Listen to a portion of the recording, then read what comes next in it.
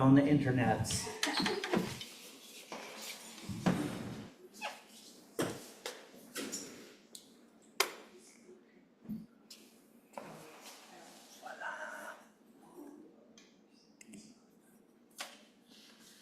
Okay, welcome everyone to Two Books in 1 Year.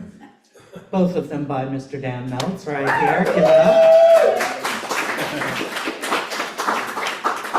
We've heard bits and pieces at various Publishing Triangle events, but now we get to hear more. So I'm very excited. And Dan will be in conversation with Rob Burns of the Publishing Triangle.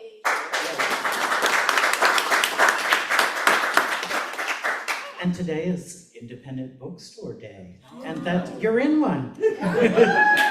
So you're all good people, pat yourself on the back, you're doing the right thing. My name is Greg Newton. I am the co-founder, along with my beloved partner, Donnie Jokum, of the Bureau of General Services Queer Division. And we are an independent, all-volunteer queer bookstore. We have Evan Burgess, who's helping us out as our every other Saturday volunteer. Yes. And we have regular bookstore hours, Wednesdays through Sundays from 1 to 7 p.m. We often stay open late when we have evening events, and on the weekends, we like a nice 3 p.m. event in the middle of the day. So thanks for joining us. As an independent bookstore, we are dependent on sales and donations to keep this machine going. And we especially encourage donations if you know you won't be buying a book. But I'll pass that around. If you're able to give something, we appreciate it. There's some change in the bag. And a QR code if you want to give through Venmo. And anyone watching online, if you'd like to make a donation, can do that on Venmo, finding us at BGSQD. Oh, you can.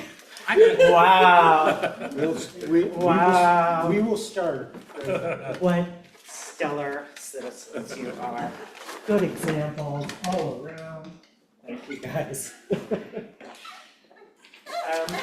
If you're not already on our email list and you would like to be, you can sign up for that at the back of the room. And you'll get an email every other Monday about our upcoming events. And for those of you online, if you'd like to sign up, you can do that on our website, which is bgsqd.com. And we have a lot coming up for the month of May and, of course, June.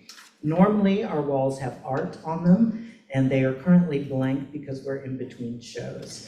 But on May Day, May 1st, we'll have an opening reception for an exhibition called My Romantic Ideal, which the photographer Slava Magutin has organized with 28 photographers, some super well-known, some not yet, but it should be a really exciting show, and we're looking forward to that. Before I hand things over to Rob and Dan, I wanted to read a land acknowledgement. So the Bureau acknowledges that our organization operates on the unceded land of the Munsee Lenape. We encourage you to join the Bureau in signing up to make a monthly donation to the American Indian Community Houses Mannahatta Fund. The Mannahatta Fund, according to its website, is an invitation to all settlers and non-native people who wish to acknowledge the legacy of theft and genocide that comprise the history of New York City and the United States. And you can find out more at mannahattafund.org. The Bureau also recognizes Palestinian liberation as a central part, a fundamental part of our collective liberation, and we encourage you to read our flyer in the back corner on why we think it's important for queer people to speak out in solidarity with Palestinians at this moment. And with that, I turn it over to Rob Burns, a regular here at the Bureau, practically on staff. Since none of us are paid anyway, you're on staff. Beautiful thing. Give it up for Rob Burns. And thanks, Craig, and thank all of you for turning out today. It's not a good day to go to the park, so this is the best thing you could be doing right now. Before we get going, I just want to make a quick pitch, even though this is a Dan Meltz event, not a Publishing Triangle event. But please visit www.publishingtriangle.org. to learn all about our organization and ways you can help support queer literature. So let's go to the man of the year here. Sticking with the theme of 2 books in 1 year, this is pretty exciting. And, you know, we're only a third of the way through the year, so you can knock another 4 out, right? No question. Tell me how you got here. Last year when I first met you through Kathleen Warnock, I did a little research because I think I can't remember, we were having you at my day job poetry event, or was it? No, the first Publishing thing, Triangle? you invited me to come here to Okay. read, yeah. Okay. And I went online and I looked and I found some information about you, but it was kind of like 10 years old. Some contests you won, things like that. And that's fine because I'm not, you know, look who hasn't had a book out in 13 years. So, but how did you get from the guy who, you know, hadn't had much out in a while to suddenly right in our faces here with a novel and a book of poetry in 2025? Okay, I'll tell you. Also, thank you so much. So many people I know and love are here. I really appreciate your showing up. And Greg and Donnie are a part of that world now, so thank you, and Rob too. But anyway, so what happened was I retired, and so I really focused. One of my big goals in retirement, apart from having a nap every day, was to really work hard to get things out there. And the book was the poetry book was accepted by some contest, and when I got accepted, I had just been like finalist in all these contests. I was never winning, and then I finally won. I had to withdraw the book from 158 contests because I just entered everything. I just kept entering, and finally it hit. So I was really thrilled. And then the novel I got published through. Well, I went to. I hope it's not me. I went to. It might be you, Tom. Yes, it's you. I never get calls. I heard about the Saints and Sinners festival in New Orleans about a year and a half ago, and I thought I should go. It's a gay festival, and so I went there. And one of the seminars ahead of time in the brochure was pitch your novel. So I pitched this novel that I had with an editor and a failed publisher almost contract, and I was like, but this is the best of the 10 novels I wrote. This is the best one. And so I gave it to him, to the publisher, and he fell in love with it, which was great, but he only liked 3/4 of it. The last quarter he didn't like. And so we worked together on it, and I proved that he helped me so much. I was so glad I had so much therapy that I didn't get defensive when he told me what was wrong with it. It really helped me, and it changed the book. It was wonderful. So And listen to your editors. Let me say, my first novel in the late 90s, it was published in 2002, but in the late 90s, when it was accepted, my editor, he tore it up and made me reconstruct it. And it all came out, it worked out in the end, but I didn't feel it was mine anymore, the same way. See, yeah. So my next book, I was like, I'm just gonna do it all on my own. I got ripped to shreds. So I learned my lesson. Listen to, when they're telling you things, it's for your own good, so. I mean, especially if you trust their judgment. Yeah. You know, some people, I don't trust their judgment, so I don't listen. Pitch for the editor. Right. No, but he was fantastic. It was Ian. Oh, Yeah. Ian Hensel, sorry. Ian Hensel of Rattling Good Yarns. Amazing guy, amazing. So the genesis of this, it's not biographical, but it's a fictionalized version of.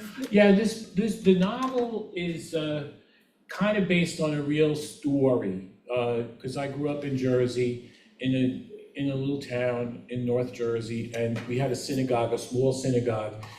And my mother, she's dead now, but she was a single mom, and she had this flamboyant affair with the local rabbi, who was a big charlatan. Oh, hi. Hi.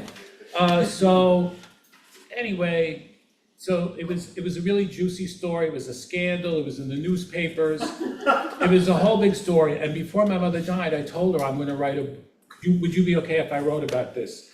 And she was like, sure, go ahead. So I wrote it. So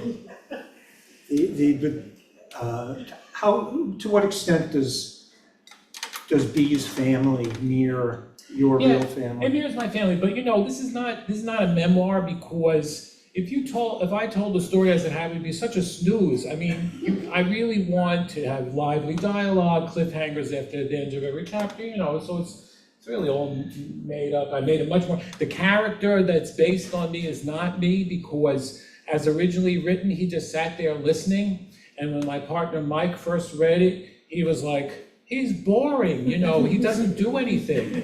And so I realized he's not me, I had to change it. I made him much more assertive, I made him much more of a troublemaker, and it made the story more interesting.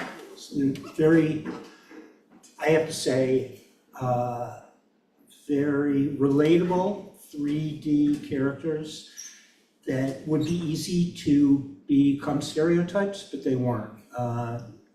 Yeah, B is just not a good mother, but she means well. The Toby, the youngest son, who it would be easy to just sort of have him like just moping and always, because he's the one he's neglected constantly by everybody really through the entire book. Right. But he comes out as a real character and comes into his own at the end. And even your charlatans, Rabbi Rick, well, actually, all the rabbis none of the rabbis come out as, heroes, let's say, but they come out as people that you've known. We've all known people that are manipulative and that are self-involved, and but even then they have their moments of being a positive force too. I did appreciate that came out, as a resident of the Garden State now myself, Right. albeit not Jewish, so, but I could still relate to very much Yeah, to you don't have to everything be in there. Jewish, right. Tell me go ahead, sorry. Did you, or before we actually can have you read in a bit too, but first, tell me about the poetry book. Oh, yeah, so the poetry book, I've written thousands of poems over my life. I always send them out. I've gotten a lot of them published, but I never got a book published. And these, how did I choose them? I'm just asking myself my own questions, so stupid thing to do. How did you choose them, Ken?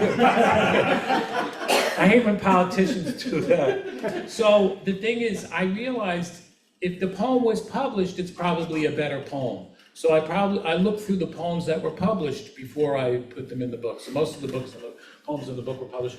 There's really no theme in it. It's just, but I think they have a sense of humor, and they're a lot about relationships, and they're a lot about psychoanalysis. Yeah, no, So- very, Yeah. both of these, by the way, for those of you who haven't read it, and those of you watching at home, need to get your butts over here to the Bureau of General Services Core Division and buy copies of the book. Thank you. But they are both impactful, but they are also enormously funny. I've heard from some people actually that read Rabbis of the Garden State pre-production that are not the type of people that tend to like funny books. They are, for lack of a better term, they're literary snobs. And they raved Oh, in that's advance to me about Rabbis of the Garden State. And, I was eager to read it anyway, of course, knowing you. But I think that it does speak to, it speaks to a wide range of people. It's not, it's a very approachable book. And the poems are, of course, also very approachable, very relatable. So, do you want to maybe Okay, take sure. a moment to read Sure. something? Yeah, I select, it's hard to pick stuff because I don't want to do spoilers and I don't want to give too much context, but I'm going to read one thing. Okay. The other thing too is it's about a rabbi, a charlatan rabbi, the mother, but also there's a parallel story of her son also has his own rabbi obsession, which is, I'm not going to read from that today, but there's parallel rabbi obsession stories. So this part, I want to read this part. This part is kind of early in the book, and this is, Andy is 11, and his mother has been when she goes, this section is called 90 miles an hour. Wherever they go, she's speeding, and making all these elaborate detours so she can drive by the rabbi's house and slow down and peer into every window. And he doesn't know what the heck's going on, but the reader kind of knows something, she's fixated on him. So at this point, though, there's sort of a respite. Andy's been looking at temple, at the synagogue, trying to figure out what's going on, and now he has a moment where he can just sort of relax and he's not thinking about it. So this is what's happening now. So a warm day came. Can you hear me okay? Okay, a warm day came and took my mind off temple. It was like summer again on East Monadnock Road, with the mothers out on the sidewalk in their beach chairs smoking while their kids ran screaming in the street. There was a game of tag going, which my brother Toby joined because he loved to run and hit, although the other kids rarely tagged him. He was the puniest and youngest. He's 5. I was too old for tag and feeling a little lonelier than usual, so I sat on the curb and peeled a twig between the mothers and the taggers. I heard the taggers tramp and gasp. I heard a freight train coming down by the tracks. I heard the mothers going on about the price of meat. 69 cents a pound, you're kidding. At Acme, here's the receipt. And a mother who drank. Some days she doesn't even get out of bed. How do you know? I saw her, I visited her. She answered the door in a nightgown. She was guzzling beer at 10 in the morning, gives those sorry-ass kids of hers sugar pops and cocoa puffs for dinner every night.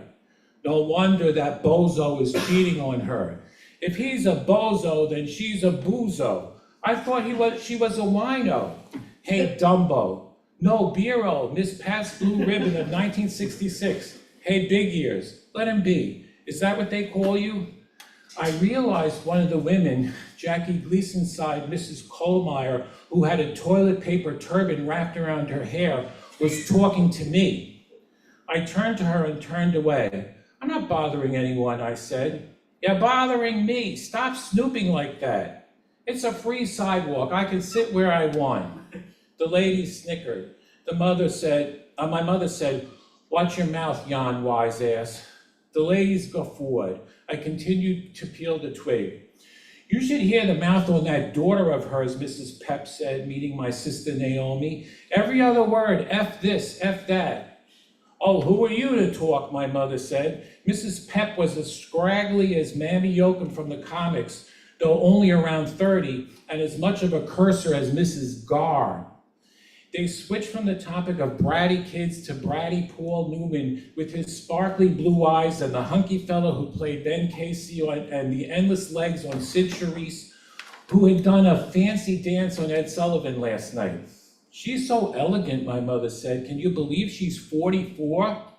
I didn't care for her, Mrs. Zellman said. I preferred the trained poodles. Mrs. Zellman had red lips and thick black eyebrows and was always out her second floor window yelling for her kids. Let me skip a little bit. I heard a screen door slam as Mrs. Gar stepped out, dragging a beach chair and clutching a cigarette case.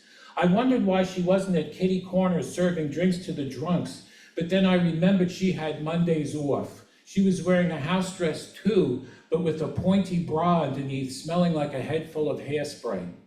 I heard a loud girl holler, ready or not, here I come. I heard Mrs. Kohlmeyer whisper, oh no, Maida Gar. I heard Mrs. Gar blat like a grouchy trumpet, who blew a fart, as she opened the beach chair.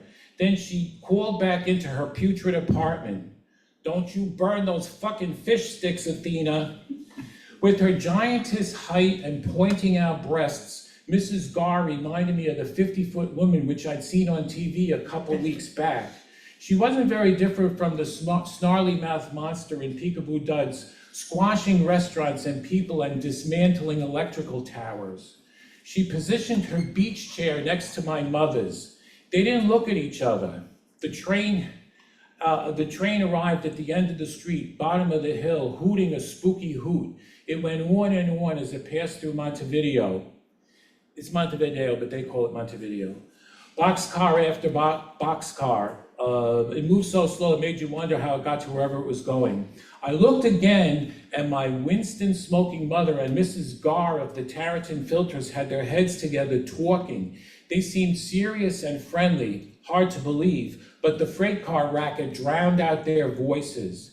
I was worried they were talking about how Mrs. Gar's son Georgie and I were getting naked together and wagging our penises. Maybe Naomi had ended up tattling after all. Of course, why not? That no good double-crosser. Wait till I tell George Sr., Mrs. Gar might be saying. He'll wallop the turd manure out of those punks.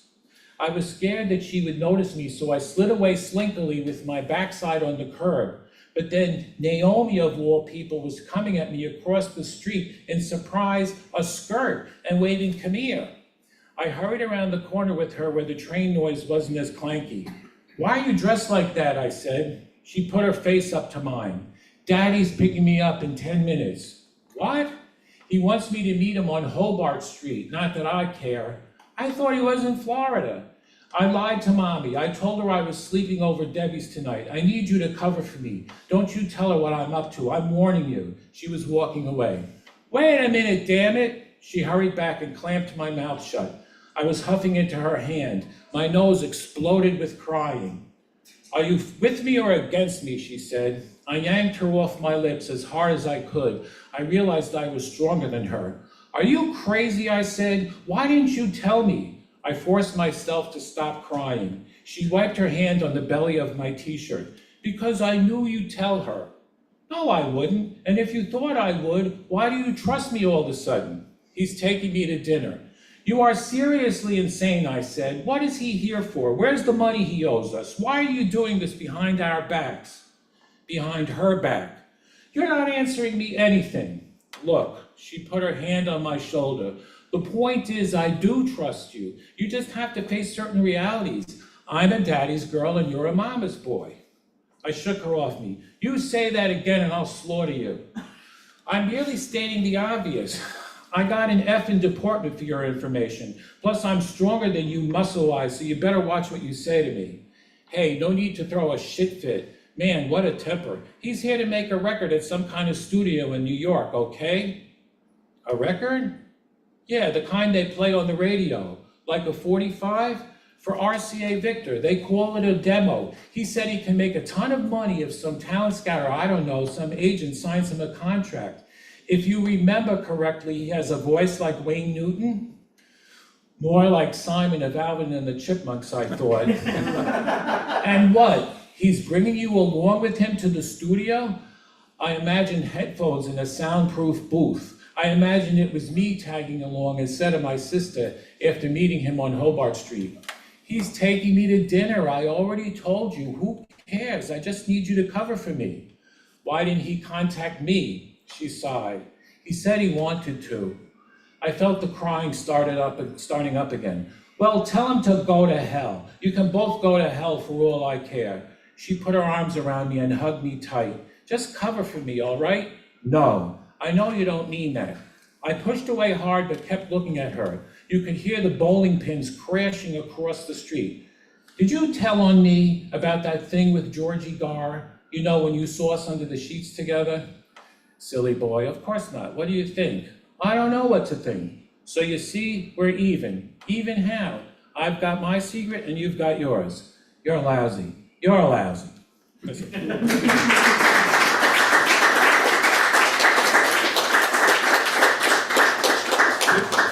Hearing that passage actually brought back what I was feeling while I read Rabbis of the Garden State. The names that you were mentioning, Alvin and the Chipmunks, Sid Charisse, Jackie Gleason, Ed Sullivan. I mean, there's going to be not me, because I'm a man of a certain age now, unfortunately, but there's going to be a readership out there. You're going to drive straight to Wikipedia. I know. So, you've nailed the novel into the 60s, which is where it's at, where it belongs. You can't genericize that kind of thing, and it's good. And people should, probably should look up what happened before they were born a little more too. Yeah. But creative writing, you've obviously been doing it on the side, but that wasn't your career. You were a technical writer. How did the skills you learned as a technical writer, the skills you perfected over years as a technical writer, for Google, right? Yeah. Yeah, did that impact your creative writing? It had some impact a little bit. I mean, when you do technical writing, you have to be very precise, I suppose. I mean, there's not that much overlap. I was a teacher for many years before that, and that was a nicer career, even though, because you really worked with wonderful people. I taught the deaf and the blind and all that kind of stuff. That was a much better job, but it was no money. But I would not say that technical writing really helped me all that much. But I think the thing that helped me the most is therapy. Therapy helped me the most because it really you have to really free associate and see what you're really feeling, which really helps with poetry. Poetry, I'll just sit down and write whatever comes out. So it ends up, a lot of times it ends up being good because I have a question, I have a worry, and then I write it, and then it's answered. But I just always had this wish to write, and I just kept doing it. So I just never stopped. Nothing really got in my way. Okay, fair enough. Do you approach writing your poems different than writing your fiction? Yes, of course. Because with the novel, you have to think about it, you have to plot it, you have to, I want to know what the ending is ahead of time. Maybe it'll change. You want to have keep the reader. It's so important that the reader is not bored. That is so terrifies me. So, when I first read Dickens, I thought, okay, this is what you have to do. You have to be like Dickens. Every chapter is like he leaves you. What's next? What's going to happen next? You have to have that. The story always has to cast forward. I didn't say that. That was John Gardner. The story must cast forward, and the story of a victim is unusable. That was the other thing. The story of that also stayed with me. And I was like, wait a second, but isn't Celia a victim in Color Purple? No, she overcomes her victimhood. You have to, if a character's a victim, they have to overcome it. You can't just have a victim. Nobody wants to read about that. That's my thing. You mentioned Dickens. What other? I've heard you mention him as an influence, and the reason, of course, why everything chapter ends making you want more is the same reason it does for Armistead Maupin, and that's because these were serialized. Exactly, yeah. they were serialized. And which is kind of, don't you wish they had that again? We could run weekly stories in the I don't know, the Daily News. Yeah. So, Right. but literary influences, though, I've heard you mention Dickens before. Who are some of your other, both fiction and poetry, and in general? Well, of course, Frank O'Hara. Everybody loves Frank O'Hara. He really liberated me. You could write about being gay, and you could write about New York. He was so free. Walt Whitman. I love Philip Roth, even though I know he's a lot of politically incorrect stuff. And I read. I just love I love to read. And the other thing too is, again, I keep bringing up therapy. My therapist taught me how to be a good writer, really, because I remember when I first came to her, I've been to many therapists, so this is the only really good one, the only really good one. And I remember I brought a novel to her early on. I said, oh, read this if you don't mind. Would you read this? Okay, I'll read it, maybe get to know me better. And then after she gave it back to me, so I was like, well, don't you love it? I was like, and she was like, you just want me to praise you, and she didn't really say how she felt about it. She made me think about it, and I realized that it was impenetrable, just because of some probing questions she made. I was in college reading Ulysses and reading Virginia Woolf and all that kind of stuff, so I was sort of writing this unintelligible stuff, it was not, there was no story, and I realized, she challenged me to really communicate, to not put up a wall between me and the reader, and that was very liberating. It was exciting. It changed everything. When you just want me to praise you, yes, of course. I know. I'm not about writing because I already have self-esteem issues. Right, exactly. Exactly. It's very interesting though that you can get off the path and not write the real you, if you're trying to imitate Woolf or Joyce. It's not, and that's not who, I mean, I think a lot of us who are writers have strayed at times and tried to be, something we're not, and, we find success in this. Let me ask you about, because you mentioned this earlier too. Rabbis of the Garden State, when you presented that to Ian Hensel, and you said you had other novels kind of hidden away. Are they hidden away forever? Have you learned things now in this that you can take back and revise and, start that steady stream? Yeah, that's, I've thought about that because there were two other novels that I had that made it to agents. And again, they lay fallow for a long time, but now that I got this published, I realized there were two books that one is about the deaf and one is about the blind. And I realized that there's good stuff in there, and so I'm gonna try and combine those two into a book. I have a tentative title called The Troublemaker's Almanac. So I'm gonna do that, because now I have people's interest a little bit. These are gonna be moderate sellers, it's not like it's gonna be a big thing. Maybe, hopefully moderate. They always say that. Yeah, right. Then the movie comes out. Right, the movie. Do you wanna maybe read us some poems? Sure, I'll read some poems. Another thing I wanted to tell you, this book, people are saying it's funny. I didn't write this really to be a comedy. It is because it is kind of tragic in a way too. It's not that funny, It's mostly about debilitating sexual obsession, It's really what it's about. Okay. I've chosen a few poems from here. Thanks, Donnie. These guys are so nice. Okay, so I'll read a few poems from here. This poem is called Intrinsic Marimbas. My brother does not like my poetry, so, he thinks it's, I don't know. So not everybody likes poetry. I know, not everybody likes poetry, but this is called Intrinsic Marimbas. I had 45 minutes, so I went to my favorite shoelace store on East 59th, where the shoelace boy is always flirting with the hot cashier in her skin-tight top. They're appealing, although they don't exactly take me in. And then it's out into the street again, where nobody's sure if it's drizzling enough to haul out the umbrella. The crowds are staggering. The tourists in the glass apple elevator, the arm-in-arm Brazilians, the jaywalking bullies, the women in flip-flops, toes serenely gripping, the man and woman in gorgeous sweaters and matching tans, emerging from Bergdorf's door held, two big doormen with creased smiles and no sense of pomp.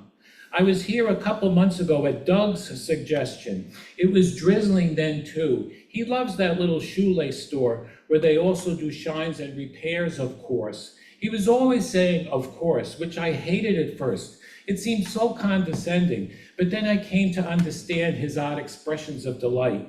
I do not miss him, but I miss the way he showed up jumping and took off bouncing and looked at me as if we were jackhammering sidewalk, worker and foreman deep into sex. But the crowds were exciting, the drama of the crisscross, and then a walk through Crate and Barrel. I bought a pillow, black and green. Two men helped me, one large, one small, both Filipino, a double-barreled cruise that only added to the jolt of the purchase. They put my pillow in a see-through bag, which made me a little embarrassed. I thought, let me take 58th back west to get away from the people. But after a block, I was bored. I wanted to see the trees, so I circled around and into the park where everything was shockingly green from all the rain of this week. And the barks were black, blacks and greens as exciting as the green and black of the pillow I bought.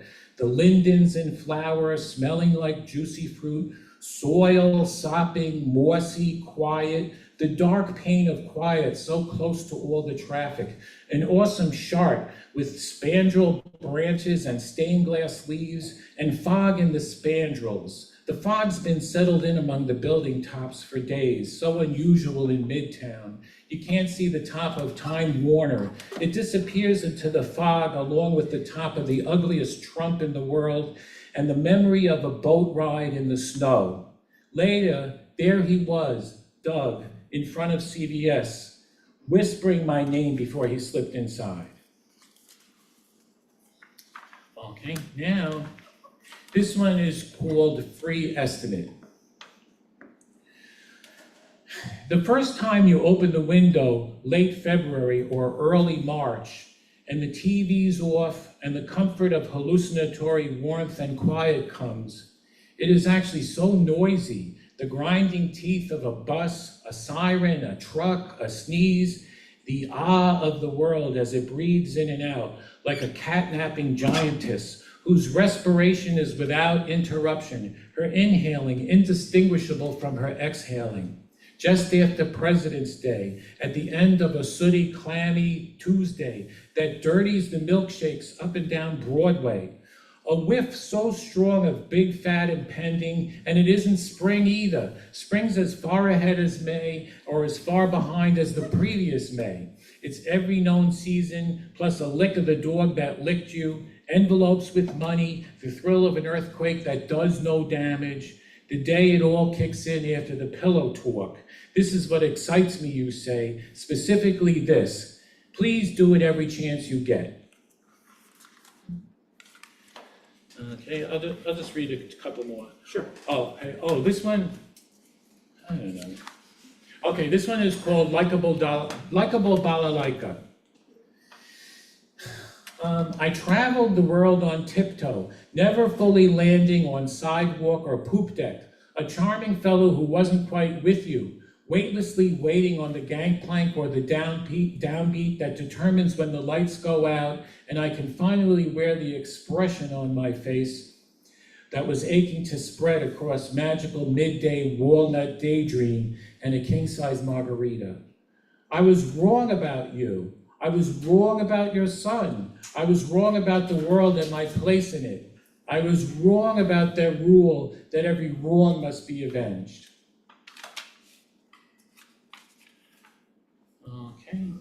Okay, this one, I'll read one more. This one is called Letter from an Unknown Poet. I fell in love with the guy who didn't even know who I was. Every night, a gaudy misery with the windows open on Crickets and Creek. 48 hours without any sleep. That's how it goes when you're hypnotized in high school. A mad fascination. But who controls the memory? What kind of love is that anyway? Isn't unrequited love love in fact? Because when love is in fact requited, it heralds a similar moral assurance and the optimistic crackle of cellophane ice on curbside water. Now that we're more sensible and don't scrutinize every love swab under a mutuality microscope or treat every day like an LSD love trip, where every moment is imbued with the same degree of urgency, from the misfired kiss to the unsponged countertop to the long-delayed but clarifying IOU conversation, we still find ways to suffer. You with your dreams of the Manson murders, and me with my canned corn eaten over the sink. You crouch in the arena with a lion. I panic in an elevator stopped between floors, which doesn't mean we should just stop talking. Let me start over. I'm sorry for acting distant.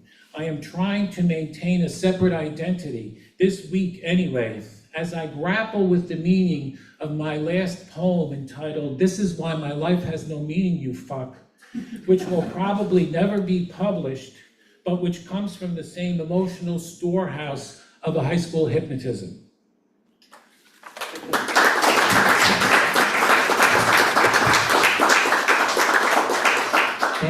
Thank you for listening. Fix it? I fixed it. Thank you. With poems, and this relates to the novel also, the place is a major character, I felt, in a lot of what you read, not everything. Especially my neck of the woods during the work week, the East 50s and 60s, in the one poem, with the naked package from Crate and Barrel. Obviously, northern New Jersey and Rabbis of the Garden State. How is this a conscious thing on your part, or is this really a case of write what you know, or how do you? You know, of course, the city is such a thrill, and there's so many, you know, you just walk around, you have a poem all day long. So I love that about the city. And then Jersey, growing up in Jersey, I felt like it was, you know, such a deprivation situation with all the chemicals and all the mafia and all that crap. But I realized in hindsight that it was a very colorful place. And there was a lot of, you know, it was a vivid time, especially when you're young, you know, everything makes such an impression. So the place just. Your Montevideo, or how do they say it? Well, Sorry. see, they pronounce it Montevideo. I've Montevideo, lived in many different places, but for a long time I lived in Bogota, New Jersey. It was really Bogota, but they called it Bogota, so that's why I said Montevideo. I call it Montevideo. It's based on Bogota. And now I'm only now getting that, okay. Yeah. But it did, in the, you know, the lower middle class, to be kindly, in many cases, Jewish families remind me a lot of the very Italian neighborhood I grew up in back in Rochester, where people were pulling, you know, everyone was out on their porches, and all the neighbors were gathering and dragging, you know, chairs, and the kids were running around. It was very similar, so I really feel that when you wrote of Montevideo. Right, I also wanted to deal with an underrepresented group, which is white trash Jews. Because that's really what a lot of this is about. Excellent. Do you want to actually read a little more from Rabbis of the Garbage? I can read. I picked. This is not spontaneous. I did practice and everything, but this is another part of the book. I hope it's interesting. So. At a certain point, 11-year-old Andy figures out that his mother is having an affair with the rabbi. And so it's a big, I mean, this is not too much of a spoiler, because I think when the reader's reading, they figure he's gonna finally figure out what's going on. So this scene is right after he realizes that his mother's having an affair. And it's, you know, she's always going around taking these detours past the rabbi's house. He knows it, but he hasn't confronted his mother. So, and the other people that are in this are, again, his sister Naomi, he's 11, she's 14, and then Mrs. Landy, the rabbi is Rabbi Landy, but Mrs. Landy is his put-upon wife. So this is the section here. So this starts with she, which is my mother, the character. She made the dreaded turn onto Salem Street, and I think by now all three of us, even Toby, knew what she was thinking as she checked the rabbi's windows and the cars in his driveway. Oh, my mother said, he's back, kids, look. There were 2 cars in the driveway, a Buick and an Olds. He's finally back from Israel. She parked the bomb with a quick couple turns. Can you believe it? He's back, he's home already. Come, kids, quick. She hurried out of the car with Naomi and Toby behind her. I scowled and said, I'm staying, but my mother didn't hear. They crossed the street, my mother in front, forgetting to check for traffic. She clomped up the steps of the rabbi's house like she lived there with him, and my sister clomped too, Toby trailing. My mother knocked, and Mrs. Landy came to the door with an oven fork clutched in her oven mitt. She had lady-style sideburns like poison-tipped darts that sharpened her jaguar jawbone, adding to her scariness. I stayed inside the bomb, pissed at my mother for race-walking in to see Rabbi. I refused to join her puppy litter. I was proud of myself for not yapping up the steps behind her. Naomi wasn't the only one who could stand up to our mother. What a bunch of suckers. But it was hot in the car. Already my neck and eyelids were sweating. I think it's funny that his eyelids were sweating. I shouldn't laugh at myself. Meanwhile, my mother slid into the house right past Mrs. Landy, leading the way for my lobotomized sibs. I imagined her barreling straight for the rabbi, who'd be sitting under a reading lamp, running a finger down the verses in a jewel-encrusted Bible. Even caught off guard by a cuckoo from Temple, his intimate sex lover, he'd be gracious enough to say, happy to see you, with his big hands out. I brought the kids, she'd say. All three of them. Hey, where the fuck is Andy? I imagined her looking all over for me, even under her shoes. She'd been counting on 100% attendance from the family, and here I'd ruined it for her. She would kill me for this. I knew how she was. So I blew out a gust of frustrated bravery, exited the car, walked across the street, and stomped up the steps. I looked at the mailbox, Blacksmith Black. I looked at the doorbell with a starburst around it. I twisted my feet into the bristles of the welcome mat and let myself in. The door was unlocked. Rabbi Landy was talking his head off as I entered. He was waving around a cigarette, saying something excited about the discotheques in Tel Aviv. There were a couple of unpacked, partially exploded suitcases open on the coffee table and on one of the sofas. The group was sitting in a sort of a circle, the rabbi, my mother, my sister, my brother, and the rabbi's wife, standing at the back, brandishing the oven fork. The rabbi was saying, I'm not kidding, take your pick, Tel Aviv, Jaffa, even Jerusalem. I couldn't hold it in. I said, it's 100 degrees in that stupid car. Everyone looked. My brother said, you are opposed to say excuse me. My mother said, Andy, come, we were waiting for you, like she wasn't annoyed. Right over here. She patted an empty spot on the sofa. I stayed where I was. The rabbi said, nice to see you, Andy, with an extra strength smile. Then he slanted his eyes for a peek at Mrs. Landy, standing sentry at the back. Her hair was high and perfect, like a stack of honey dessert balls. Of course you're overheated, she said. It's awful out there. She was trying to smile, but it looked like a gas pain. And here I am attempting to cook in this heat, when we're only back a minute. Speaking of which, I've got a pot roast on the range, and it's your fault if I burn it. She turned around sharply and marched into the kitchen, swing door swishing after her like an unpronounced curse word. I thought she meant me, that it was my fault if she burnt the roast, but then I realized she meant my mother, or possibly her husband. She might have even been joking, but she had to be fuming in any event at the sight of her husband's sexual girlfriend making goo-goo eyes at her criminal spouse. I imagined her jabbing the roast with the fork. Jab, jab, jab. Rabbi Landy said, thank goodness at least it's cool inside, and so nice to have the four of you here all at once to welcome me back. He stood from his chair and walked in my direction and put a hand on my head, half rabbi, half dad. His cigarette smoke went straight for my eyes. My mother lounged on the sofa, meanwhile, gazing up at her living God.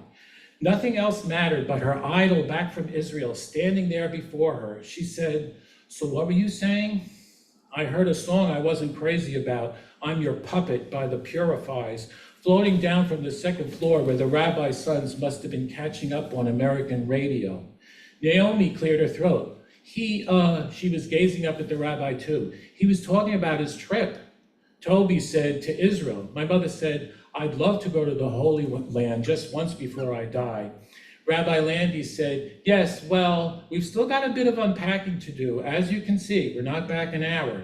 My mother ignored the hint. She just kept talking about her dream to dance in Israel, her love of nightclubs, her jitterbugs with senior boys at Atlantic City High School, and her horas at weddings and cha-chas in the Catskills before my father flew the coop. Naomi said, please, those are old lady dances. I can do the Watusi, Rabbi, and the shingling. She shimmied around. This never really happened. She shimmied around with her dodo bird shoulders like a frantic ignoramus without even leaving her seat. She's as bad as my mother, I thought, trying to jiggle her dinky breasts at the rabbi. My mother said, those aren't dances, those are allergic reactions. Meantime, the smell of Mrs. Landy's roast came seeping through the cracks and jumped up the noses of her low-class intruders, turning the house into her, even more than if she'd stayed out here and shot lasers at us. Rabbi Landy just smiled. A short time later, the storm door banged, and my mother, brother, sister, and I went tottering down the front wood steps. My mother looked like she'd been fixed somehow, and Naomi and Toby were grinning like nitwits. I got into the car first, the seat behind my mother. The driver's door opened and my mother's bag flew in. Naomi and Toby walked to the other side and got in as well. My mother sat down and slammed the door shut and turned around and hit me hard right in the face. Wham! How dare you not come in with us and humiliate me like that? My face was burning and messed with tears, but I looked right back, straight into her pupils, and in a threatening voice I'd learned from my sister said, "You do that again, I'll break your arm." That's it.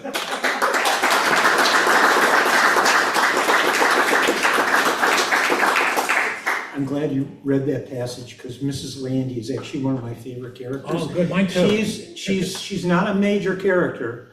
She's background, really. In fact, that might have been the biggest passage she's in. But she is, I picture everything about her, including how the reader evolves in his or her or their feelings about her as they read on. That, you've got this, she starts as this unlikable ice princess, frightening almost, as Dan was reading, and you end up, as you go on, you see you start peeling layers away and see the real human being there, and how Rabbi Landy, Rick, she's a victim of his too. Yeah, his philandering takes a toll on her. She is sympathetic, she is. Yeah, I love all my characters, There's so much to love. Yeah, I do, I love them all. And I love that, I think of it, this and this, it's so much about psychology, so much of writing is really just, what's the psychology here, That's really what it comes down to. I think, we've got a few minutes left, unless there's something I should have asked you that I didn't. Not really. Okay. Because, there's always a risk when you do that I might just take over and just start talking No, about all myself. time, wow, you don't know. But Rob has helped me so much in my life, he really has, thank you, Rob. I'm only sorry I've only known you for a little over a year. Because it is, I just love, first of all, I'm gonna open for questions in a second if anyone has any or any comments, but I just want to say I love listening to Dan Meltz read. That just makes my day. Thank you, Brian. So we can't have you every month, but a lot though. Does anyone out there have any questions or things they want to say? Gerard Cabrera. I do have a question. Hi, Dan. Hi, Gerard. I'm gonna love reading your book. Here's my question. Can you talk about humor as a tool in your writing? And the question I don't know how this carries it home. So how does Dan you see the use of humor as a tool in his writing? Again, I don't really consciously write for humor, but I found, this is something I heard from Carl Reiner, who did the Big Dick Van Dyke Show and stuff. He said, back to Wikipedia, kids. Right. No, because he said if it's true, chances are it's going to be funny, and I think that's probably what it is. If it's true, it's funny. The truer you get, so, and also I grew up, a greater metropolitan Jew, surrounded by Jewish comedy, by Mad Magazine, and by all these stand-up comics on Ed Sullivan, and and Madeline Kahn, the most hilarious person in the world. There's all this comedy, but it also comes from character. These characters are a screen, So I love comedy, but again, I'm just always sort of looking for something authentic, Hi, Kate. Yeah, hi, Kate. I'm gonna stand, because otherwise you won't know I'm here. You mentioned a little bit about how you have to plot out a book. And I was at a conference recently and I learned that there are people who outline their books and they're seat of the pantsers. I'm a pantser, I'm a seat of the pantser. How bad is that? I know, that's No, I'm just gonna follow up on Kate's question. How does Dan put his book together? Is he plot it all out, or does he write by the seat of his pants? Yeah, and Kate claims to not do that. So I love your writing, Kate. Kate's a wonderful writer. Yes. I do. In the beginning, I would just write. I didn't plot, and then I thought it was like really boring. So, and I really followed. I really love the format of the great musical comedies, because when you look at a great musical comedy, like Gypsy or Rent or some of these, there's always something before the intermission, it reaches a height, you know, right in the middle. And then the real challenge is then to top it at the end, you know, so, and I think of the novel as actually having like an axis, and right in the middle, you have to have something that changes the whole story, or some big revelation. I also got that from Dickens. If you really literally divide his book in half, and you'll see right in the middle, he did something. So also, plotting is so difficult. Plotting is very difficult. It's difficult because how you have to think of these things. Life is not plotted. Life is boring if you just write it down as it is.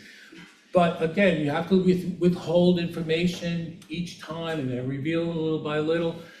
I used to take Post-its, and write, there were like 13 events I wanted to happen, and I put them up on paper and just, move them around and see where is the best place for this to happen, and then build the story around that. But it's not easy, it's difficult. And when you analyze the great books, Jane Austen was a great plotter. She withheld so much information. Dickens, he withheld, I didn't know he was his benefactor, you didn't find out till the end, Yeah, and I mean, there's also that third way, which is my thing, where I know where I want to start and I know where I want to end and I know the points I want to hit. And then it just goes off the rails at some point, and because I'm blocked, and then I go, but that means this has to change, this has to change. Right. And suddenly you're in a whole new territory. So I guess it's kind of like son of pantsing and son of plotting. That's true. It's a little combination of both, yeah. That makes me think of another thing. I remember when I was first trying to write novels, and a friend of mine who's also trying to write novels, he said, if you do an outline, there's no spontaneity, it's not going to be fresh. And I said, are you kidding? When you have an outline and then you come up with new ideas, you can be spontaneous in any situation. There is so much more resonance because you have this plot worked out, that every time you come up with a new discovery, it has all these ripple effects, and it creates so much more depth and beauty in your story. That's my feeling. This is just more of a comment. I don't know a thing about poetry. What I know about poetry, you put it in a thimble. But writing sentences in novels is very similar to poetry. It's almost hard for me to understand, listening to you, the difference between the two things you were writing. That's all, I'm done. No, but you're right. No, because I love language. I love the sound of the words. This whole book has a rhythm to it. I was very deliberate about that. That's what I meant. Yeah, When you're writing sentences in a novel, it's all about rhythm. it's rhythm. So And what you were doing seemed almost the same to me. well, and I was thinking, is that legitimate to have a rhythm in your prose? And then I saw Robert Caro speaking. You were there, Beth. And Robert Caro was speaking, and the grandest nonfiction ever written was The Power Broker. And he said he spent a long time on the first page. He wanted it to be rhythmic, like the ancient Greeks had, because he wanted to draw you in with the rhythm of his sentences. And it's there. It's true. It's really there. It's beautiful poetry. I'm envious that you saw Robert Caro. Yeah, the New York Historical Society. So actually I had something I was going to say, but I forgot. But yeah, Sarah.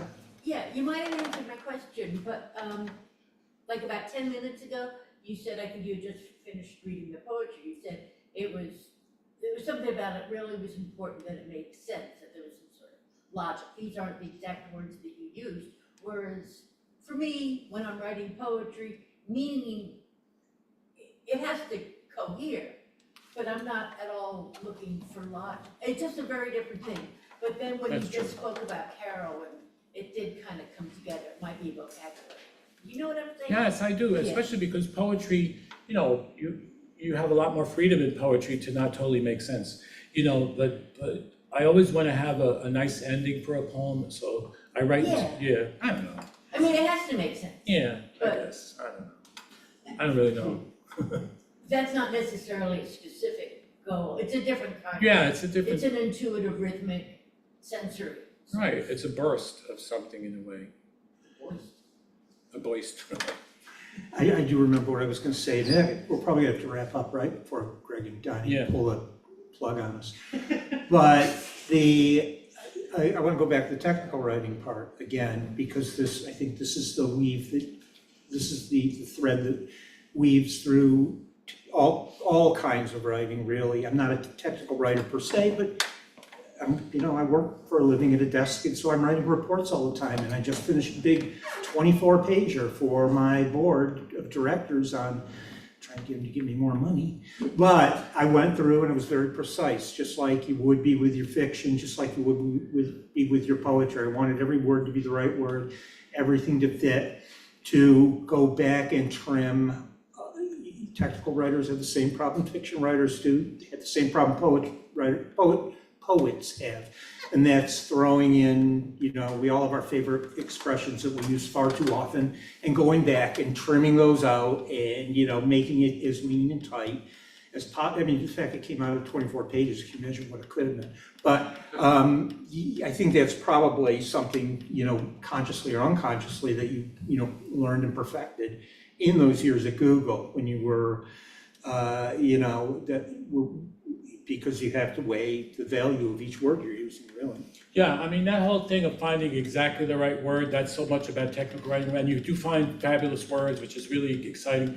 But the thing is, like with this book, with the novel, I mean, it's in the voice of an 11-year-old. So I also had to adjust my vocabulary to this kid. So that was the thing, and his perceptions, which is different. So I had to use a little different. Which is, I mean, when you hear him saying referring to his mother and the rabbi and going, his intimate sex lover, it's Right. just the kind of language that, you wouldn't use as a 60-year-old, Right. but it is if you were like 9 years old and Right. piecing all of this together. Right, So right. it's, yeah. So, One other thing I want to say, this is the most important thing to me when writing. If I hear a cliche, I don't use it, and no matter the most ordinary cliche, run of the mill. I wouldn't need to use the phrase run of the mill when I write. Don't do it, That's what I always say to myself, and I always come up with some better way of saying it. Because if I use a cliche, I didn't write it.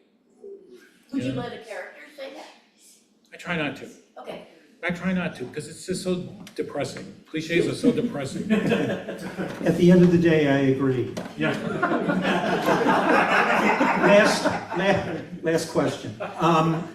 What's next? So is the next thing we're going to look forward to is your book about that came out of your teaching experience with blind and Yeah, and also I'm shopping around a new poetry book too, called Before Your Membership Expires.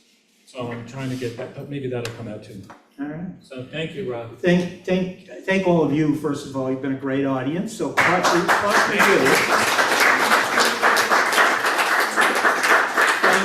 Thank you, everyone here at the Bureau of General Services Career Division. Publishing Triangle will be back, by the way, on May 15th with 6 new readers. I won't be here that night, but our chair, Carol Rosenfeld, will be hosting. And thank you, Dan Meltz. Thanks. Best of luck. Buy these books. Thanks, everybody.